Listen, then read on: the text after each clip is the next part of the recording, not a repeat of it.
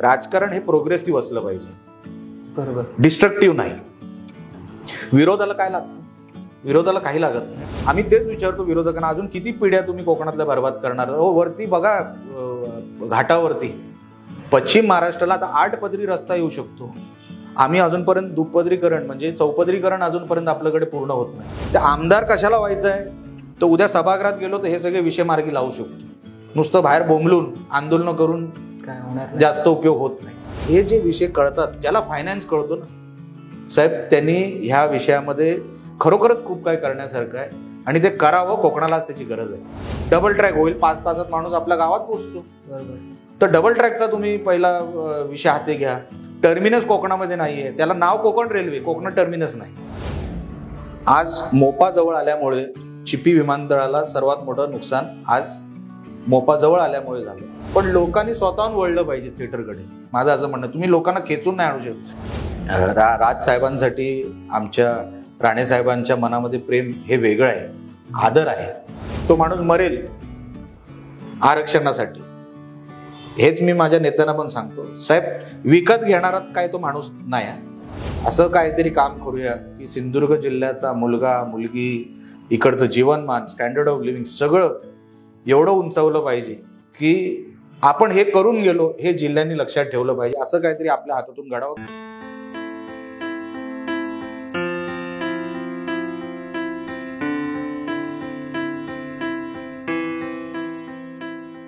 नमस्कार साहेब.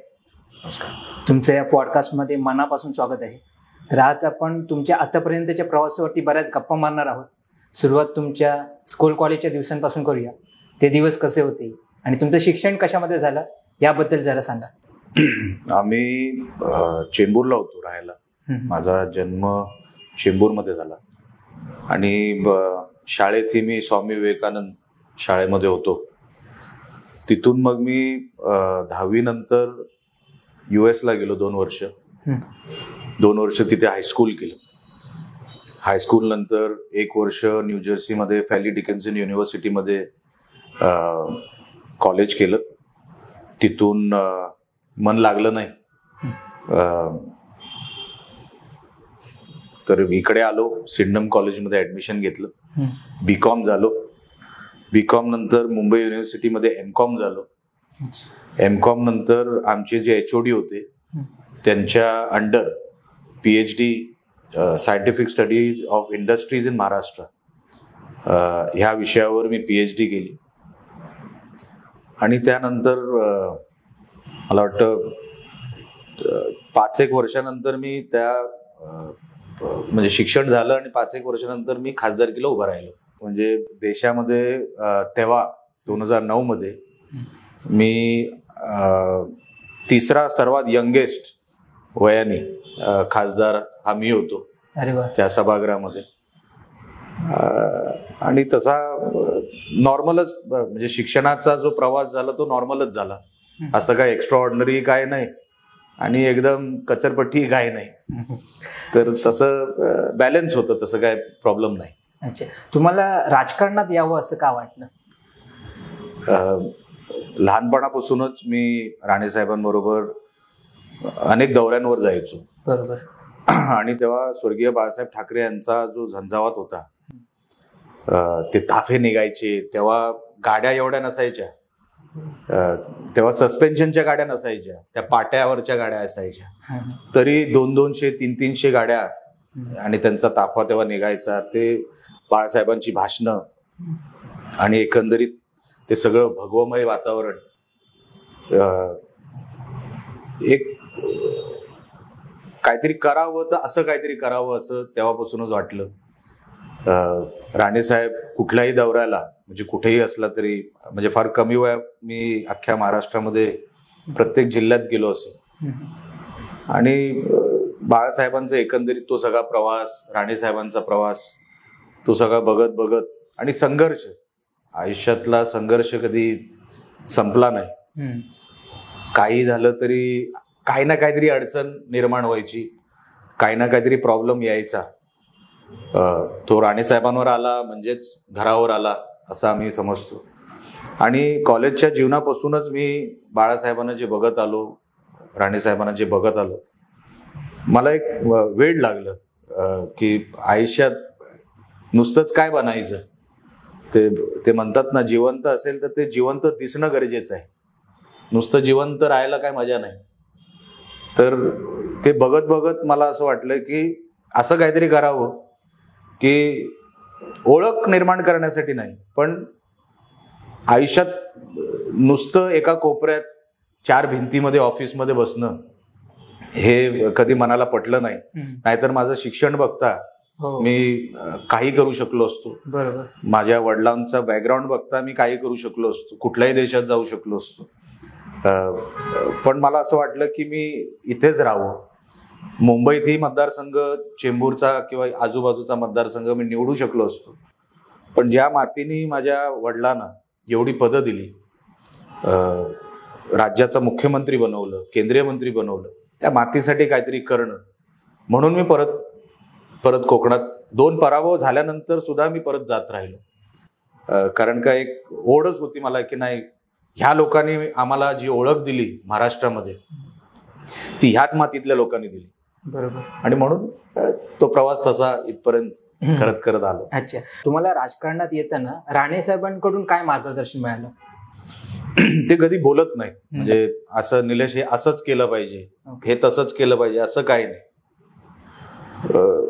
ते जसे राहतात ना त्यांच्याकडून शिकायचं असतं. म्हणजे आपण पुस्तकांमध्ये वाचलं असेल की मोठ्या माणसाला विचारायचं नाही की तू मोठा कसा झालास, ते जगतात कसे तेवढं फक्त ऑब्झर्व केलं ना तरी आपल्याला बरंच काही शिकता येतं. बरोबर.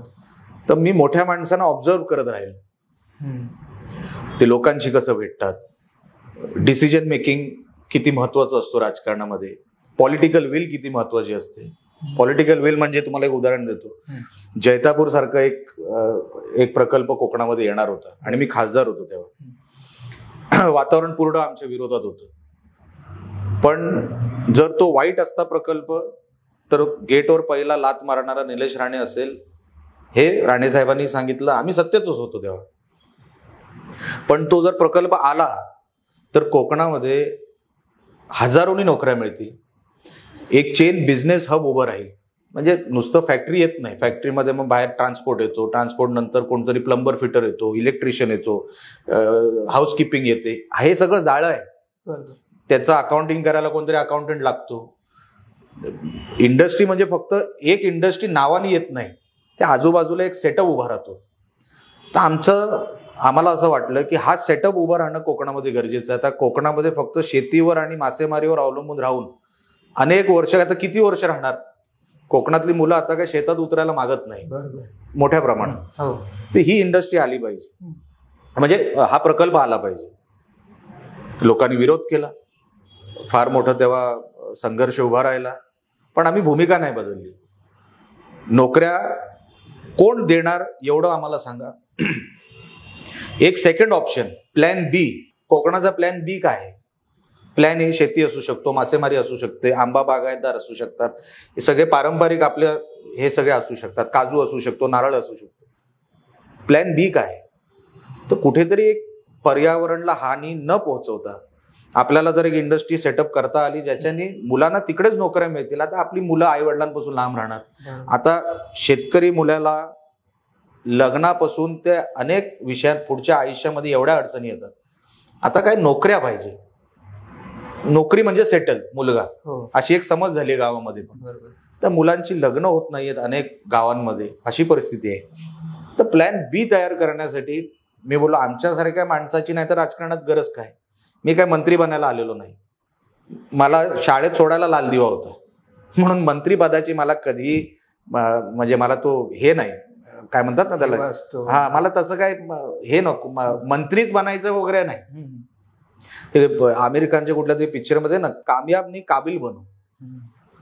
मला असं काहीतरी करायचंय की नाही हे ह्यानीच केलं आणि हाच करू शकतो. मंत्रीपदासाठी नाही, माझ्या घरामध्ये अनेक वर्ष लाल दिवा होता. लाल दिव्याचा पाठलाग करत नाही मी, माझ्यासारखा माणूस करूच नाही.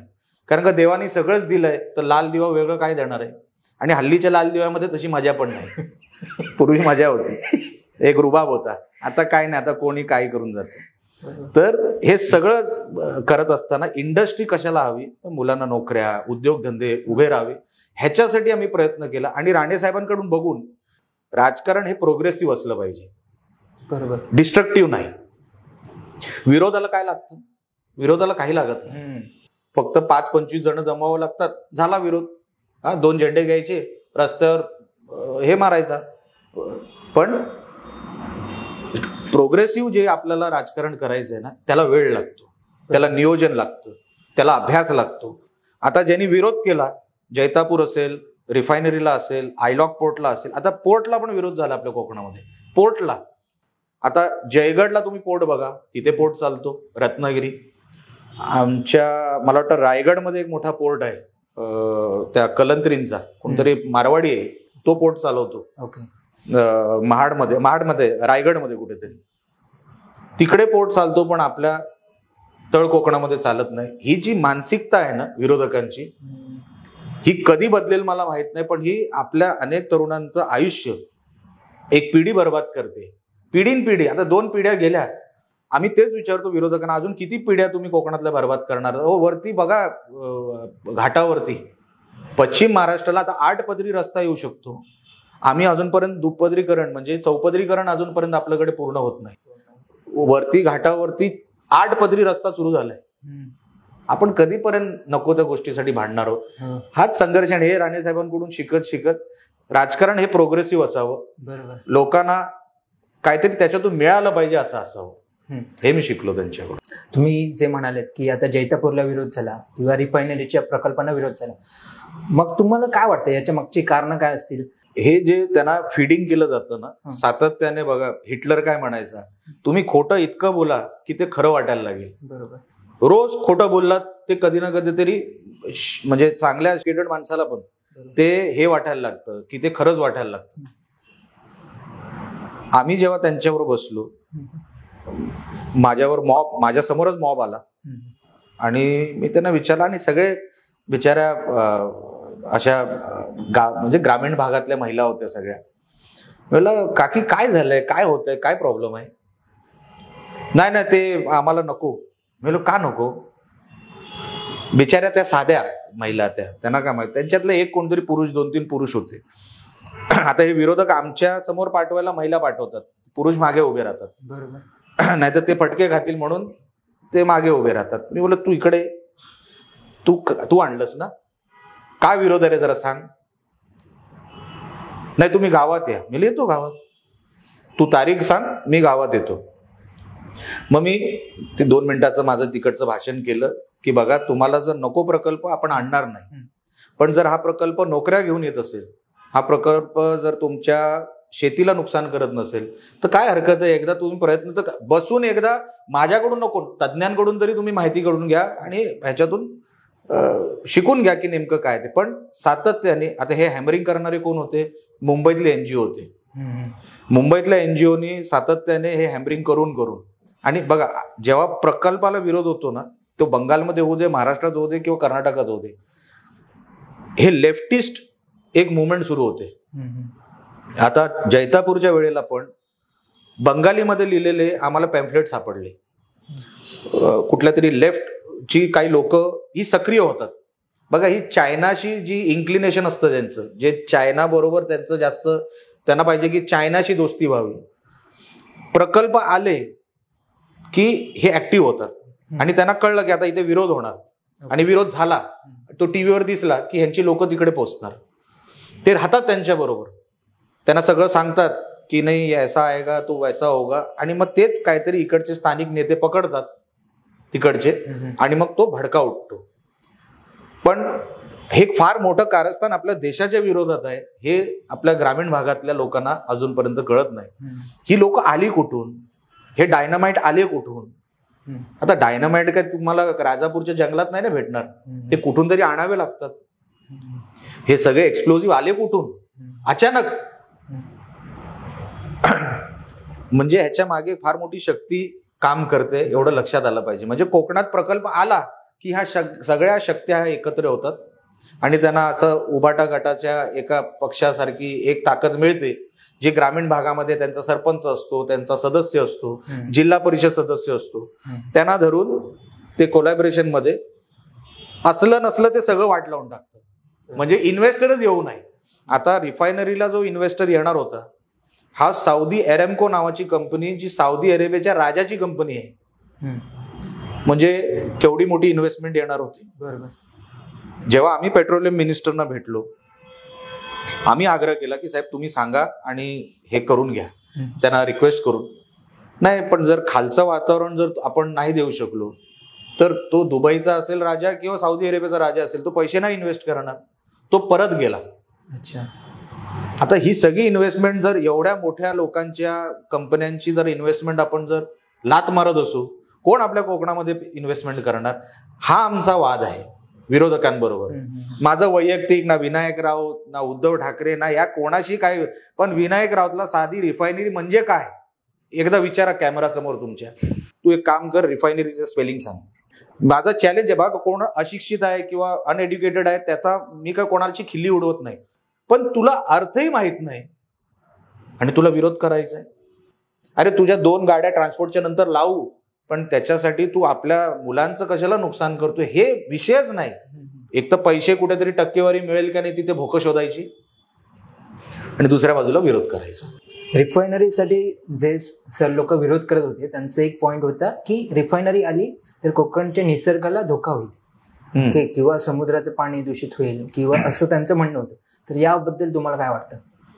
बघा काय, आपण जो राजापूर तालुका बघितला ना, आपण भूकंप हा सेस्मिक रिडिंग मध्ये आपण काउंट करतो. Seismic 1, seismic 2, seismic 3, seismic 4, seismic 5. Japan आणि जो प्रोन टू अर्थक्वेक तो सेस्मिक 5च्या आसपास जिथे भूकंप होतो तिथे आपण सेस्मिक 3 मध्ये होतो. म्हणजे साधारण कुठलाही भूकंप तिकडे मोठा भूकंप होणं तसं शक्य नाही. अशा झोन मध्ये आपण सेस्मिक 3 झोन मध्ये आहे. राजापूरचा तो पूर्ण परिसर. मग ह्यांना कुठून साक्षात्कार झाला का? अच्छा, सेस्मिक 5 जपान, तिथे पण पॉवर प्लांट आहेत ना, तिथे पण अणुऊर्जा आहे ना, तिकडे पण रिफायनरी आहे ना. आता जामनगर मध्ये सर्वात मोठी रिफायनरी आहे. उद्धव ठाकरे आणि परिवार तिकडे नाचायला गेले ना, अंबानीच्या लग्नाला गेले ना, मग तिथे भीती नाही वाटली की नाचता नाचता काय झालं तर इकडे? म्हणजे तुम्ही केलं तर सगळं ठीक आहे. बिचाऱ्या गरीब मुलांना नोकऱ्या मिळतील त्याचं तुम्हाला वाईट वाटतंय का? आमचा संघर्षच तो आहे. बिचाऱ्या मुलांचं का तुम्ही भविष्य तुम्ही धोक्यात टाकताय? एवढंच म्हणणं आहे. सेस्मिक 3 मध्ये असताना भूकंप, आता कोण म्हणेल मुंबईमध्ये येणार नाही, आपण मुंबई पण सेस्मिक 3 मध्येच आहोत. बाबा अटॉमिक आहे, RCF आहे. माझा जन्म चेंबूरमध्ये झाला, हे दोन्ही चेंबूरमध्ये आहेत. मी कुठे काना दिसतोय का तुम्हाला? हात वगैरे सगळे आहेत ना माझे व्यवस्थित? आहे ना, केस वगैरे आहेत. इथे सांगितलं असं जातं अपप्रचार की धातोंड निघतील, महिला गरोदर होणार नाहीत. माझ्याकडे बघून काय वाटतंय की माझ्यात काय प्रॉब्लेम आहे? म्हणजे बाहेरून सांगतोय. असं असताना मग कशाला दिशाभूल करताय? आपण चेंबूरमध्ये, मी माझा लहानाचा मोठा मी चेंबूरमध्ये झालो, बाजूला बाबा अटॉमिक आणि RCF आहे. बरोबर. तरी मी मग काना नाही, हे सगळं ऐकू येतं, मी बघू शकतो. पण जाणीवपूर्वक गरीब मुलांना नोकऱ्यांपासून वंचित ठेवणं, उद्योगधंद्यांपासून वंचित ठेवणं का मिळतं का, म्हणजे नेमकं काय मिळतं त्यांना ह्या सगळ्या विषयातून मला कळत नाही.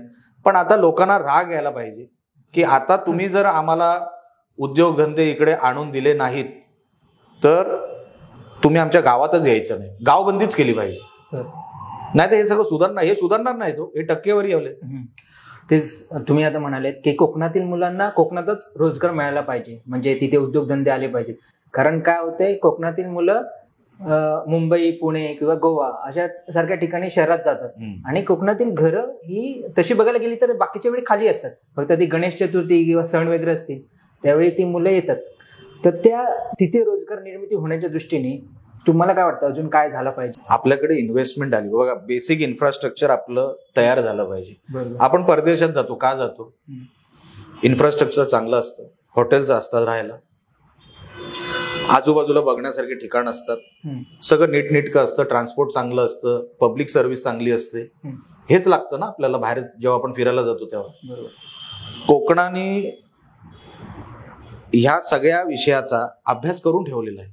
आपल्याकडे बीचेस सुंदर आहेत, देशाने म्हणजे देवानी जो निसर्ग दिलाय तो आपल्यासारखा निसर्ग मला असं वाटतं केरळामध्ये पण नसेल असा निसर्ग कोकणाला मिळालेला आहे. असं असताना आपण त्याचा उपयोगच करत नाही, पण आपल्याला त्याच्यासाठी इन्फ्रास्ट्रक्चर तयार करावं लागेल, त्या दर्जाचा तुम्हाला टुरिस्ट तयार करायला लागेल. आता गोव्यामध्ये काही प्रमाणामध्ये जे टुरिस्ट जातात ना तसे टुरिस्ट तुम्हाला नको आहेत. बरोबर आहे? बरोबर. तुम्हाला स्टँडर्डचे टुरिस्ट जर तयार करायचे असतील तर तसं स्टँडर्डचं इन्फ्रास्ट्रक्चरही तुम्हाला द्यायला लागेल. आता तुम्हाला एक उदाहरण सांगतो. वेंगुर्ल्यामध्ये एक ठिकाण आहे भोगवेच्या आजूबाजूला, तिथे 1 लाख रुपयांनी पर नाईट एक रूम जाते. आमिर खान राहायला होता तिकडे, सचिन तेंडुलकर राहायला होता तिकडे. म्हणजे असं नाही की लोक येत नाही. बरोबर. लोकांना आता आयडेंटिफाय झालंय सिंधुदुर्ग रत्नागिरी. त्यांना फक्त अवेअरनेस तिथे तयार केली पाहिजे. त्यांना जे पाहिजे ना, प्रायव्हसी पाहिजे, त्यांना जे इन्फ्रास्ट्रक्चर पाहिजे. आता आमिर खान, सचिन तेंडुलकर सारखी लोक काय कशासाठी येतात? त्यांना ते प्रायव्हसी, त्यांना ते सगळं सी फूड, बीच, ह्या सगळ्या गोष्टीची आवड आहे. आमिर खान तर महिनाभर राहिला शूटिंगसाठी, 1-2 महिना राहिला. म्हणजे लोक पैसाही खर्च करतील तसं तुम्ही इन्फ्रास्ट्रक्चर त्यांना दिलं पाहिजे.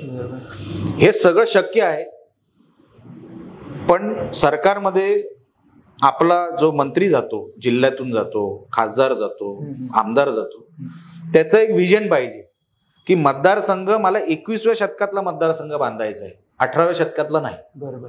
रस्ते, पाणी वगैरे ते लागतातच. कोकणामध्ये सरासरी 4000 मिलीमीटर पाऊस पडतो वर्षाला. काही ठिकाणी म्हणजे त्याचं अर्धही पडत नाही. आपल्याकडे 4000 मिलीमीटर फक्त वर्षाला सरासरी ऍव्हरेज.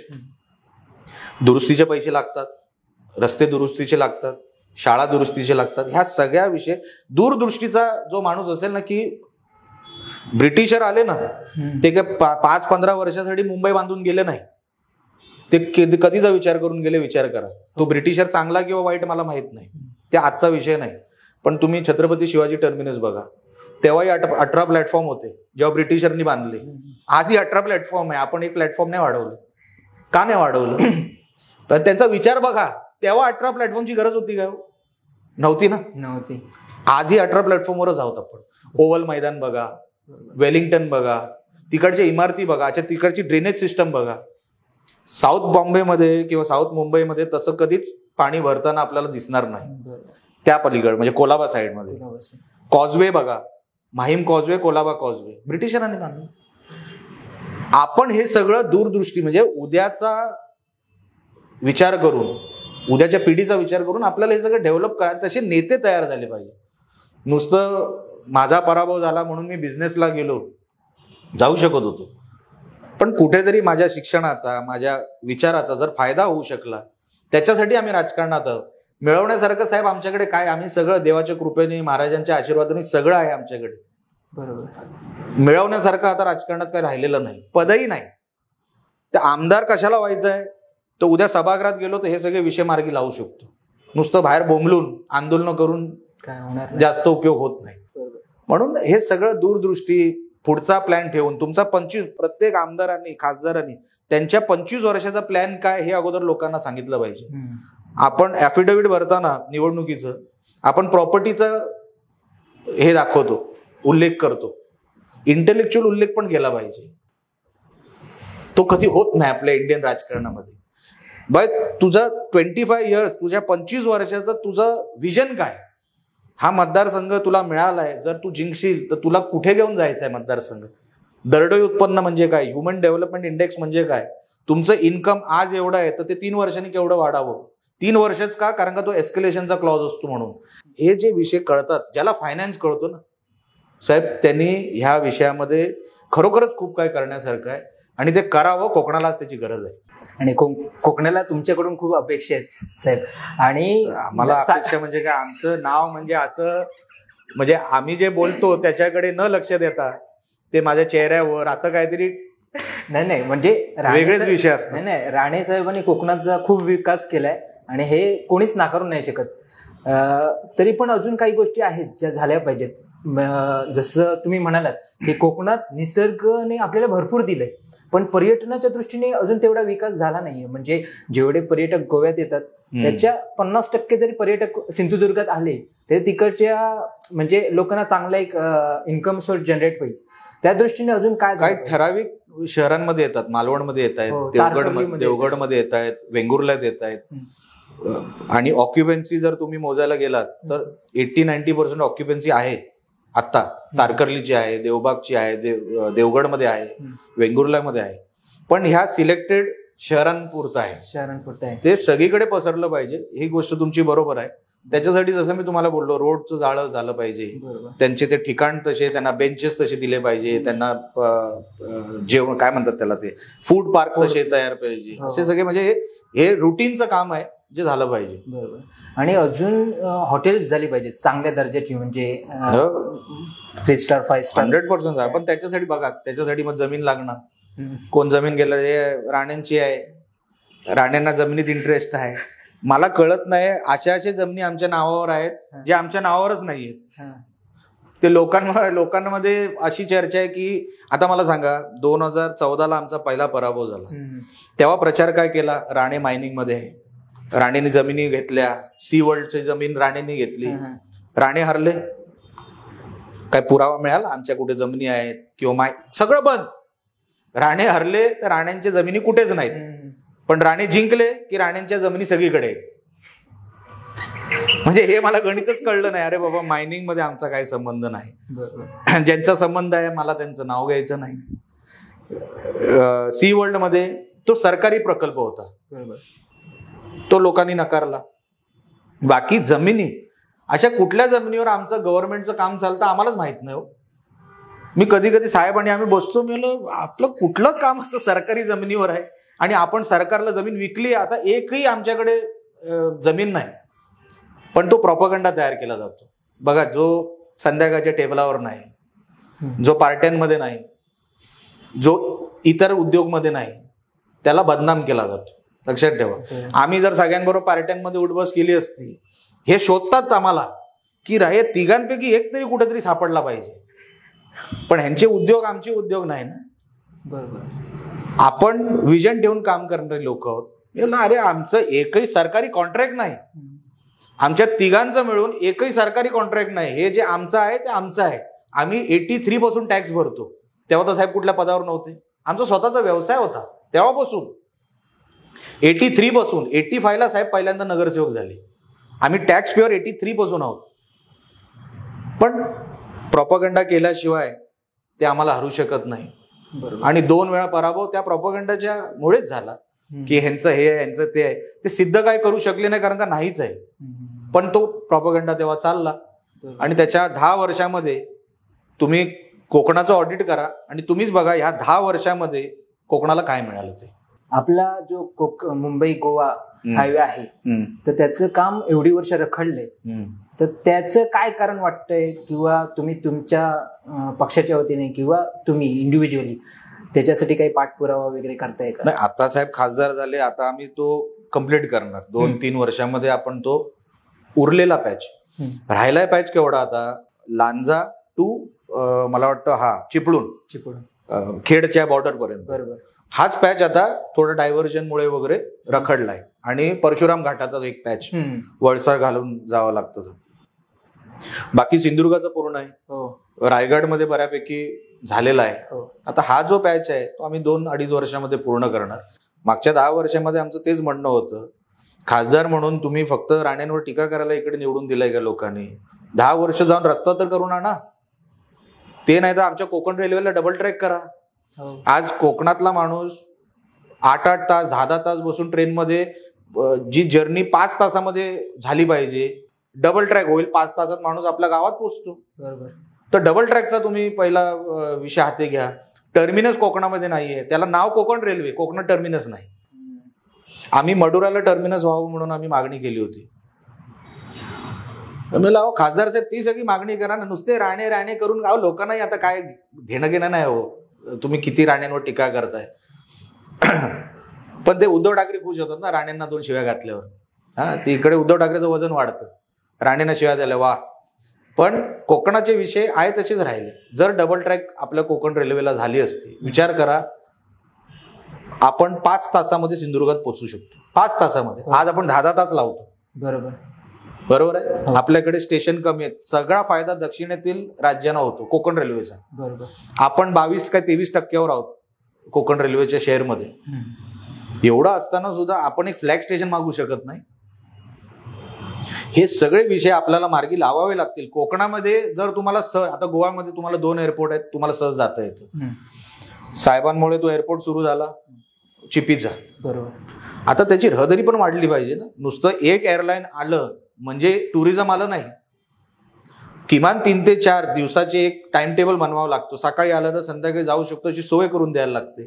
हे सगळं ज्याला कळतं ना, तो माणूस खरं तर निवडून गेला पाहिजे. तर खासदारांना विचारा, ते काय झालं DGCA, म्हणजे DGCA नाही, DGCA.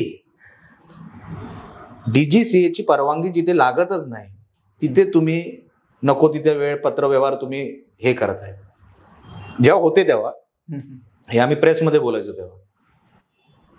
आज मोपा जवळ आल्यामुळे चिपी विमानतळाला सर्वात मोठं नुकसान आज मोपा जवळ आल्यामुळे झालं. ते ठीक आहे, पर्यटनाला फायदा झाला, पण जिल्ह्याच्या त्या एअरपोर्टला आपल्याला अजून एग्रीमेंट करून एक 4-5 एअरलाईन तिकडे आणले पाहिजे. आता आमची व्यवस्था सध्या ती तिकडे करायची चालली आहे. पण हे कोकण रेल्वे झाला, टर्मिनस झाला, एअरपोर्ट फॅसिलिटी, रत्नागिरीला एअरपोर्ट करायचं आहे. हे सगळं टुरिझमला आपल्याला करावं लागणार, तरच लोक येणार ना. आपण लोकांना आणूच शकलो नाही तर तुम्ही टुरिझम दाखवणार काय?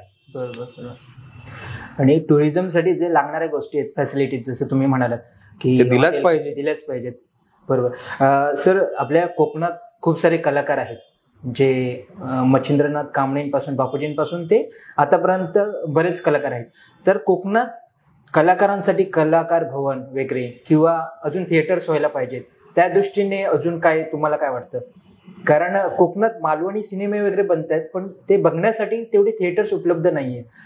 तर बघा काय होतं त्याच्यामध्ये. आता समजा आमच्या कणकवलीमध्ये आम्ही तो थिएटर हे करतो आहेच आमचं. आपण कुठला सिनेमा लावायला गेलो मराठी तर तो 2 दिवस पण लोक त्याला प्रतिसाद देत नाही. असा आमचा बिझनेस पॉइंट ऑफ व्ह्यूने आमचा अनुभव आहे, आमचा एक्सपिरियन्स आहे. ओके.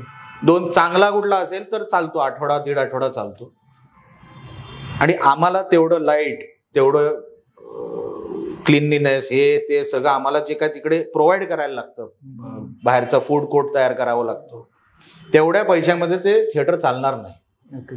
म्हणून आम्ही काय करतो, जुनी कुठली तरी पिक्चर परत लावणं, हे करणं. लोकांना आता थिएटरमध्ये जायची सवय ही लोकांनीच लावली पाहिजे स्वतःहून. चांगला कुठला पिक्चर असतो तो लोक येतात. बरोबर. आता मागे तो कुठला आला होता, तो दुनियादारी, तो खरोखरच पिक्चर थिएटर मालकांना तो पिक्चर परवडला. ओके. प्रॉफिटेबल होता. त्यानंतर तसं मग तो सैराट होता. असे पिक्चर येतात तेव्हा थिएटर बिझनेस हा थोडा लेवलमध्ये राहतो, चांगला राहतो. पण इतर वेळेला आमचा जो अनुभव आहे तसं होताना दिसत नाही. लोक जरी कोकणातली असली तरी ते हिंदी पिक्चर गोव्यामध्ये जाऊन बघतील किंवा असं लोक हिंदी पिक्चर पण मोठ्या प्रमाणामध्ये बघतात आपल्याकडे. आता बघू, प्रयत्न करू. तो प्रयत्न आहे. आता मी तुम्हाला सांगून तो प्रयत्न कसा हे करायचा, इम्प्लिमेंट करायचा, तो करू. पण लोकांनी स्वतःहून वळलं पाहिजे थिएटरकडे, माझं असं म्हणणं. तुम्ही लोकांना खेचून नाही आणू शकत. तो प्रोडक्ट काय आहे ना, तो प्रोडक्ट बघून लोक थिएटरमध्ये येतात. बरोबर. तर प्रोडक्ट तसा तयार केला तर 100% लोक येणार. राणे साहेब असतील किंवा तुम्ही असाल किंवा नितेश साहेब असतील, तुमचं हे राजकारणातलं व्यक्तिमत्व हे थोडं अग्रेसिव्ह टाईपचं आहे. तर घरातील थोडं वातावरण कसं असतं याबद्दल सांगा, किंवा तुमच्या नात्याबद्दल, म्हणजे साहेबांसोबतच्या किंवा नितेश राणे साहेब त्यांच्यासोबतच्या नात्याबद्दल जरा सांगा. ना, आम्ही नॉर्मल जसं घरातलं, तुमच्याही घरात जसं वातावरण असतं तसंच असतं. आम्ही काय घरात काय रे वगैरे असं नसतं. आम्ही बाहेर पण म्हणजे काही ठराविक अशा गोष्टी असतात जे करणं भाग असतं. बरोबर. समोरचं ऐकत नाही तर करणार काय. आणि जसं मी तुम्हाला बोललो, लहानपणापासून बाळासाहेबांना ते त्यांचे दौरे आणि त्यांचं ते सगळं बघत बघत ते आमच्या ते रक्तातच तसं ते मोल्डिंगच तशी झाली. पण घरात वातावरण एकदम आमचं आपण फ्रेंडली वातावरण म्हणतो तसं आहे. आम्ही राजकारण वगैरे जास्त बोलत नाही घरी. ओके. नाहीतर मग बोलण्यासारखं भरपूर काय असतं, पण राजकारणाचं आम्ही बोलत नाही. आम्ही मग कुठल्या तरी स्पोर्ट बद्दल बोलतो किंवा कुठल्या तरी पिक्चर बद्दल बोलतो. राजकारणाबद्दल तसं आम्ही कमी बोलतो. आणि असं एकदम नॉर्मल वातावरण असतं जसं तुमच्याही घरात असतं. आम्ही काय रे असं काय नाही, आज बघून घेऊया त्याला, ते तसं काय नाही, ते पिछा करो तसं काय नाही. आज एकदम नॉर्मल जसं मराठी कुटुंब असतं. आम्ही फार कन्झर्वेटिव्ह आहोत. जास्त काय आम्ही हे करत नाही, शोषा करत नाही आमच्या फॅमिलीचा. पण हे आहेत सगळे मिळून मिसळून आहेत आणि चांगलं वातावरण, म्हणजे जसं नॉर्मल एक मराठी कुटुंबामध्ये वातावरण असतं तसं. तुम्हाला जसं ते एग्रेशन वगैरे घरात नसतं तसं काय नाही. ओके. आणि सर, राणेसाहेब आणि राजसाहेब यांच्या मैत्रीबद्दल काय सांगाल? ते अनेक वर्षांपासून त्यांची ती मैत्री आहे. बरोबर. आणि राजकारणामध्ये मला असं वाटतं, जर आठवत असेल मला नीट, दोघांवर प्रसंग एकाच वेळी आले, पुढे मागे, एखाद वर्ष एखाद दुसरं पुढे मागे. पक्ष राजसाहेबांनी स्थापन केला आणि आम्ही बाहेर पडलो शिवसेनेतून. मला वाटतं ते 1 वर्षाचाच गॅप असणार. म्हणजे पुढे मागेच तो प्रसंग आला आणि अनेक चढ उतार ह्या दोघांनी बघितले, पण त्यांच्यामधला तो माणूस त्या दोघांनी जिवंत ठेवला, मैत्री जिवंत ठेवली. टीकाही अनेक वेळेला एक दुसऱ्यांवर त्यांनी हलक्यात केली, पण मैत्री कधी ते विसरले नाहीत, संबंध कधी ते विसरले आणि टिकवले. म्हणजे नाहीतर तुम्हाला माहिती आहे आजच्या तारखेमध्ये राजकारणामध्ये कोण कोणाचे संबंध टिकवायला मागत नाही. ते कमर्शियल असतं सगळं, म्हणजे गिव्ह अँड टेक. तसं नाही, हे मैत्री म्हणजे मैत्री. मी कधी त्यांना असं म्हणतो ना की हे केलं तर मग ते होईल, असं ह्या दोघांच्या स्वभावातच नाही. ते एक दुसऱ्याला बरोबर ते प्रसंगाला एक दुसऱ्याशी ते कॉन्टॅक्टमध्ये असतात.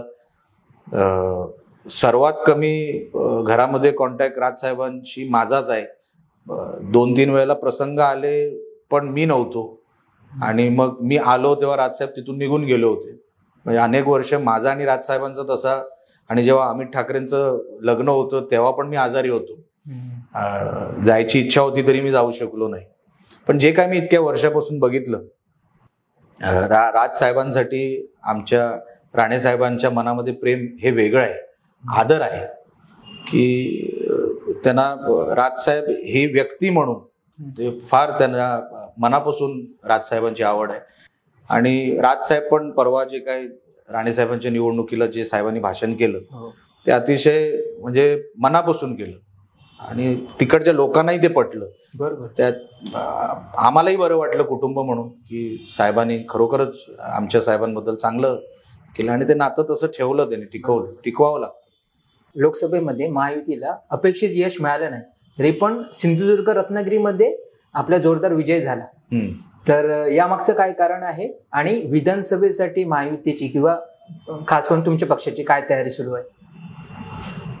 लोकसभेला अंडरकरंट होताच, अँटी इन्कम्बन्सी होती विनायक राऊतांच्या विरोधात. कारण का विनायक राऊत साधी, मी जसं तुम्हाला बोललो, 10 वर्ष फक्त राणे राणे राणे नुसतं आमच्यावर टीका, त्याच्या पलीकडे काय नाही. बालवाडी पण बांधली नाही, पण त्याच्या पलीकडे ते त्यांचे विचार पण नाही. म्हणजे असं काय त्यांच्याकडून अपेक्षा ठेवून काय करावं असंही काय नाही. 10 वर्ष खरोखरच कोकणाला मागे घेऊन जायचं काम विनायक राऊतांनी केलं. लोकांना लक्षात आलं की तुम्ही नुसतं राणेंवर टीका करता, पण जर काय चांगलं काम असेल ते पण दाखवा ना. दाखवण्यासारखं सगळं रिकामं. लोकांनी ठरवलं होतं की यावेळेला विनायक राऊतांना परत पाठवायचं, आणि खास करून सिंधुदुर्गाने ठरवलं होतं जी लीड आम्हाला रत्नागिरी जिल्ह्यातून मायनस व्हायची ते डबल सिंधुदुर्ग जिल्ह्यातून आम्हाला मिळायची. आणि असा तो विजय आम्ही जवळपास सिंधुदुर्ग जिल्ह्यातून आम्हाला 1.25 लाख मतं प्लस मिळाली.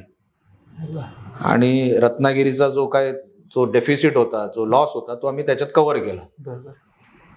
आणि ही 1.25 लाख मतं जी आहेत, जी सिंधुदुर्गातून एक्स्ट्रा जी वरची मिळाली आम्हाला, ते खरोखरच सिंधुदुर्गाला सल्यूट आहे असं माझं म्हणणं आहे. साहेबांनी जे काय 40 वर्ष सिंधुदुर्गासाठी, कोकणासाठी जे काय उभं करायचा प्रयत्न केला,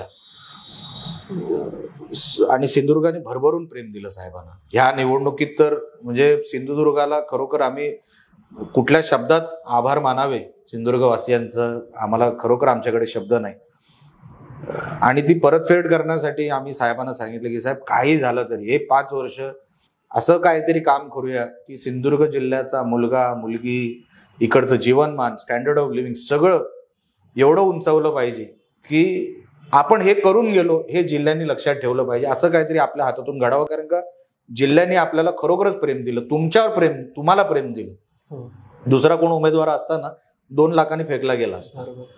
राणे साहेब पण होते, मोदी साहेबांचं नाव होतं, पक्ष होता भारतीय जनता पक्ष, शिंदे साहेबांचा शिवसेना पक्ष, ही सगळे असले, पण साहेब हे उमेदवार म्हणून जे लोकांना पटले, मी जरी असतो तरी चाललो नसतो. मला सांगायला काय लहान मला वाटत नाही, पण राणे साहेबांचं नाव आणि त्यांनी केलेलं 40 वर्षाचं कर्तृत्व जे साहेबांनी लोकांसमोर ठेवलं, लोकांना असं मला वाटतं पटलं, आणि त्याची परतफेड आता आम्हाला ह्या 5 वर्षात करायची. पुढच्या 5 वर्षात तुमचं कोकणासाठीचं व्हिजन काय आहे? व्हिजन ठेवावं तर 25-50 वर्षाचं ठेवावं असं माझं म्हणणं आहे. बरोबर. 5-5 वर्ष हे इम्प्लिमेंट होत नाही.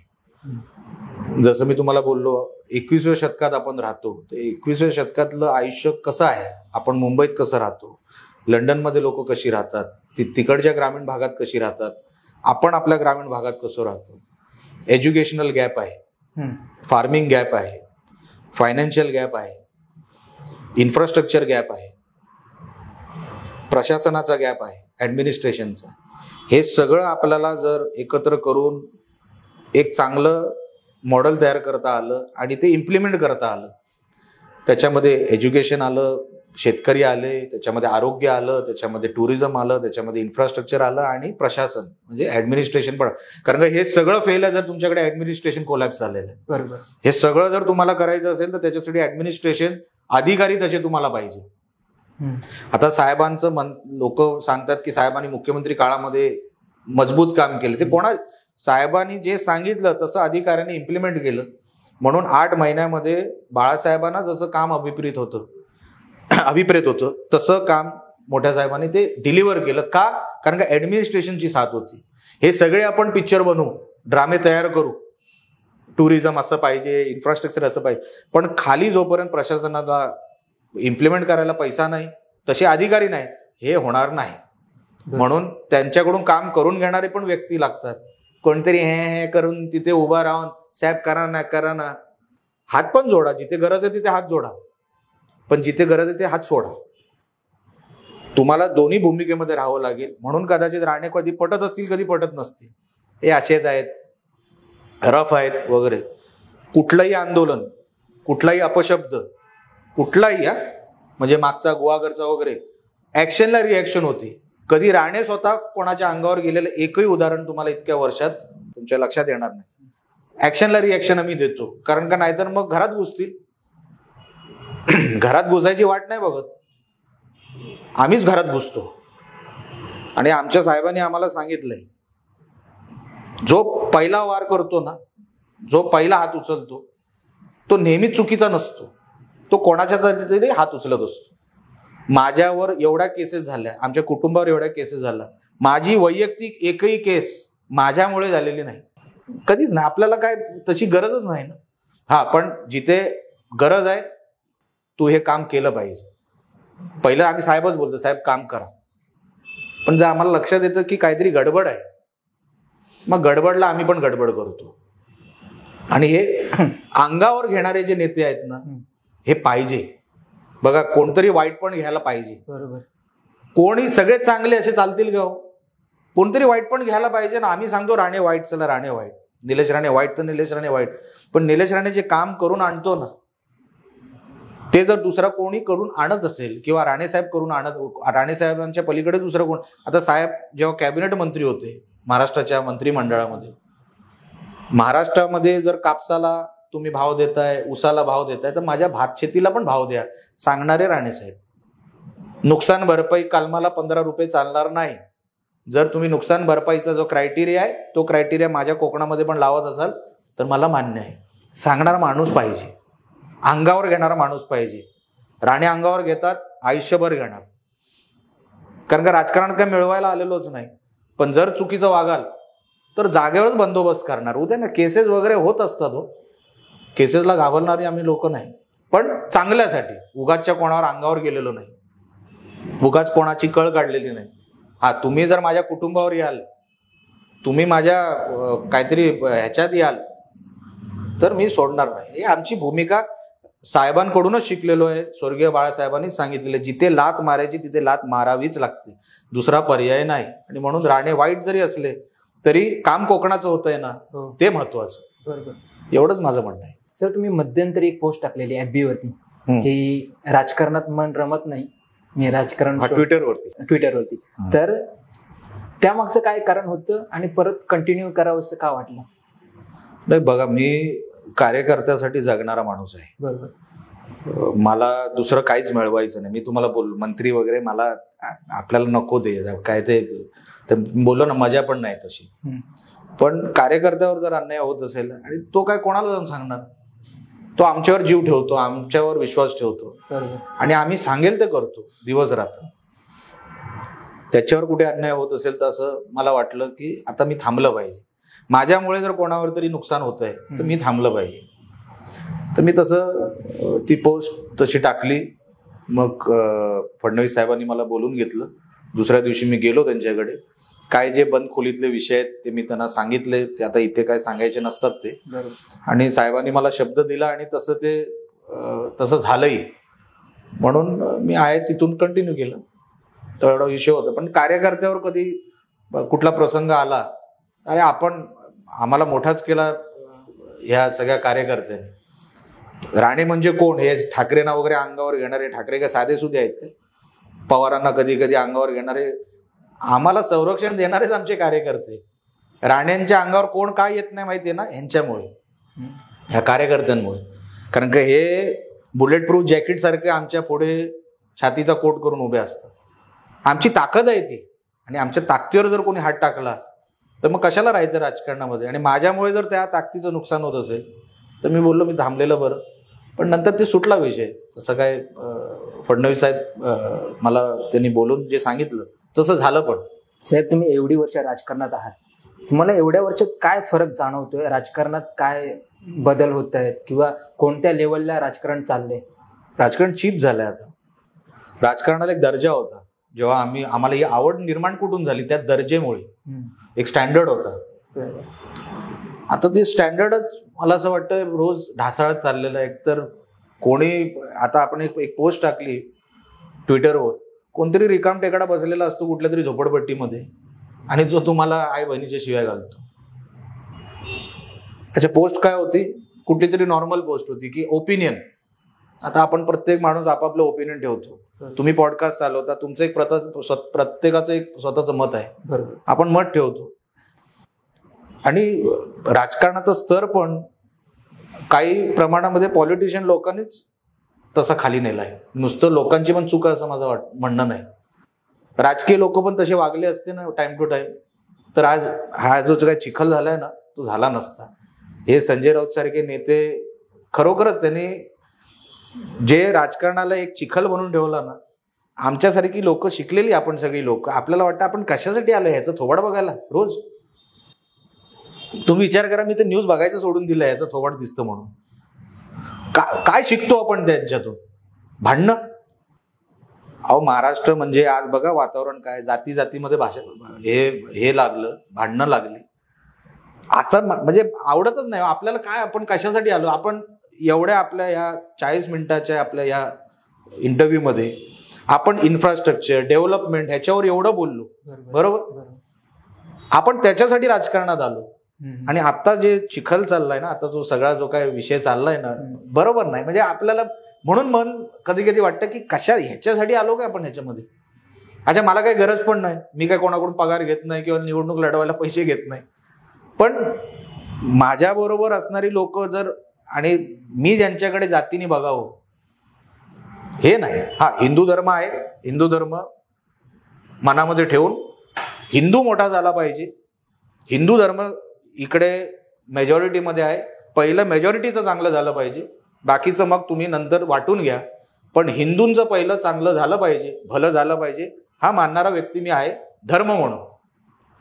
हिंदू धर्मामध्ये कॉम्प्रोमाइज नाही, पहिले आम्ही मग बाकी सगळे. पण जातीमध्ये नको, कशाला पाहिजे? अरे आपण एका ताटात जेवलो, एका टेबलावर जेवलो, बरोबर, आणि आता त्याच्यामध्ये आपण भांडणं करायची. आता दुकानात जाऊ नको इथपर्यंत वाद सुरू झाले, आता त्याच्यावर रील बनायला लागली. वाईट वाटतं की कशासाठी चाललंय हे सगळं, काय मिळणार आहे याच्यातून? 100 16 नोकऱ्या, 16 मधल्या 3 नोकऱ्या. मला सांगा, हे आरक्षणाचे म्हणजे विषय म्हणजे काय? आरक्षण मराठा समाजाला हवंच आहे, पण ते कुठलं? जे राणे साहेबांनी, राणे कमिटीनी जे प्रस्ताव सादर केला की तुम्ही 16% आरक्षण मराठ्यांना द्या, ते हवंच आहे ना. मराठा आरक्षणाला विरोध नाहीये, पण कोणी हे विष कालवलं ह्या सगळ्या मागच्या महिन्यात, म्हणजे महिना पण नाही, मला वाटतं 7-8 महिने चाललंय, वर्षभर चाललंय. एक इथून बोलणार, एक इकडून बोलणार. बघा काय चाललंय आज, रोज टीव्हीवर तेच आहे. तुम्ही एक चांगलं काहीतरी मांडायला बघा, घेतात का बघा? प्राईम टाइम मध्ये फेकले जाल, कोण घेणार सुद्धा नाही. पण कोण हा शिवी घेतली, कोणी काय हे केलं, लगेच ब्रेकिंग, इकडून हा जाणार, इकडून तो बोलणार. म्हणून आपण आपलं काम करावं. मी तर 2 पराभव झाले, माझ्या सगळ्या लोकांना पण सांगितलं, मी हे बाबा ते टीव्ही बघायचं सोडून द्या, काय मिळणार नाही, घरात जाऊन भांडाल ते जसे भांडतात टीव्हीवर तसे. त्याच्यापेक्षा निलेश राणे निवडून कसा येईल विधानसभेला याच्यावर लक्ष द्या, भारतीय जनता पक्ष कसा निवडून येईल याच्याकडे लक्ष द्या. नको ते विषय तुमचे नाहीत म्हणून तुम्ही आर्ग्युमेंट नका करू, डिबेट पण नका करू. आता परिस्थिती दुर्लक्ष केल्याशिवाय आता दुसरं काय राहिलेलं नाही. हे काय ऐकणारे नाहीत दोन्ही बाजूला. बरोबर. सर, तुम्ही आता आरक्षणाचा विषय काढलात. आता आरक्षणासाठी प्रत्येक जण, म्हणजे प्रत्येक जातीतले लोक येत आहेत, तर तुमचं आरक्षणावरती तुमचं काय आहे, म्हणजे पॉइंट ऑफ व्ह्यू आहे की आरक्षण असलं पाहिजे, नसलं पाहिजे? मी पहिल्या दिवसापासून मनोज जरांगे यांना मी आतापासून ओळखत नाही. जेव्हा मनोज जरांगे 0 होता ना, 0, त्या दिवसापासून मी त्यांना ओळखतो. शिवबा संघटना नावाची त्या ठिकाणी एक संघटना चालायची जालनाला. कोपर्डीला बघा ते बलात्कार झाला आणि त्याच्यानंतर ते आरोपीना कोर्टात मारलं. ते जे मारणारे होते ना, ते शिवबा संघटनेचे कार्यकर्ते. त्यांनी कोर्टामध्ये मारलं म्हणून त्यांच्यावर केस झाली, त्यांना अरेस्ट झाला. त्या बिचाऱ्यांकडे पैसे नव्हते. तर मी निंबाळकर साहेब, पुण्यातले मोठे वकील आहेत, त्यांच्याशी बोलून गेलं, साहेब ही गरीब पोरं आहेत, पैसे मी देतो, पण ह्यांची केस आपण लढावी अशी माझी इच्छा आहे. साहेब पण ओके बोलले, त्यांना बेल मिळाली, हे झालं. त्यांच्यातलं एक मनोज जरांगेला मी आजपासून अनेक वर्षांपासून ओळखतो. कडवट आहे, तो माणूस मरेल आरक्षणासाठी. हेच मी माझ्या नेत्यांना पण सांगतो. साहेब, विकत घेणारा काय तो माणूस नाही. कोण म्हणत असेल विकत वगैरे, असं नाही, पण त्याला वेळ आहे आरक्षणाचं. पण हे जे काय नवीन फॉर्म्युला काढला ना, मी त्या फॉर्म्युल्याला समर्थन देत नाही. माझं म्हणणं एवढंच आहे, जे 2014ला राणे कमिटीने, म्हणजे राणे साहेबांना जेव्हा अध्यक्ष केला होता मराठा समाजाच्या आरक्षणाच्या कमिटीवर, त्यांनी 16% आरक्षण, आपण 34% आहोत मराठा समाज म्हणून, तर 34%ला 16% आरक्षण हे मिळावं. आणि ते बॅकवर्ड कमिशनला किती बॅकवर्ड आपला हा समाज आहे हे दाखवण्यात आम्हाला वेळ मिळाला नाही. तेवढ्यात नवीन सरकार आलं. 2014ला सरकार बदललं आणि मग ते अजूनही जे काही जातीचे प्रमाणपत्र मराठा आरक्षणाचे ते 2014, आजही त्यांच्यावर स्टॅम्प 2014चा आहे, तेव्हा दिलेले ते. तर आमचं म्हणणं आहे, मराठा समाजाला आरक्षण मिळावं, पण ते 16% मिळावं. आणि तेव्हाच्या राणे कमिटीने जो रिपोर्ट सादर केला होता बॅकवर्ड कमिशनला, त्या आधारावर मिळावं, जेणेकरून तुम्ही ह्यांच्यात जाणार नाही, ओबीसी मध्ये जाणार नाही, आणि ओबीसी वाल्यांना काही प्रॉब्लेम होणार नाही, दोघांचाही विषय सुटू शकतो. पण बॅकवर्ड कमिशननी आपला समाज हा किती बॅकवर्ड आहे हे दाखवण्यामध्ये सरकार जे कोण आहे त्यांनी ते तिकडे प्रेझेंटेशन तसं चांगल्या वकिलामार्फत केलं पाहिजे की हा समाज खरोखरच मागास आहे म्हणून यांना आरक्षण मिळावं. जसं तमिळनाडूत आहे, मागास आहे म्हणून त्यांना आरक्षण तिकडे अजूनपर्यंत आहे. बरोबर. तेवढंच फक्त बॅकवर्ड कमिशनला त्यांनी कन्व्हिन्स करायचंय, आरक्षण मिळणार आपल्याला. पण हे माझं म्हणणं आहे की फक्त मराठा आरक्षण, हे कुणबी समाजाचं घ्या आणि मग द्या असं नाही. स्वतंत्र मराठा आरक्षण द्या, आम्हाला ते मान्य आहे. आणि तसं आम्ही प्रयत्नही प्रयत्न बंद नाहीये. जरांगे एका बाजूला करतायत म्हणून काय आम्ही बंद नाही. स्वतंत्र मराठा आरक्षणाचे प्रयत्न आमचे वेगळे सुरू आहेत. धन्यवाद साहेब, आभारी. तुम्ही पॉडकास्टसाठी वेळ दिलात. तुमच्याकडून आणि राणे कुटुंबाकडून आमच्या आणि कोकणाच्या खूप अपेक्षा आहेत, तर ते अपेक्षा तुम्हीच पूर्ण कराल ही खात्री आहे. तुम्हाला तुमच्या पुढील वाटचालीसाठी आणि विधानसभेच्या निवडणुकीसाठी आमच्याकडून खूप साऱ्या शुभेच्छा. आभारी. धन्यवाद. थँक्यू.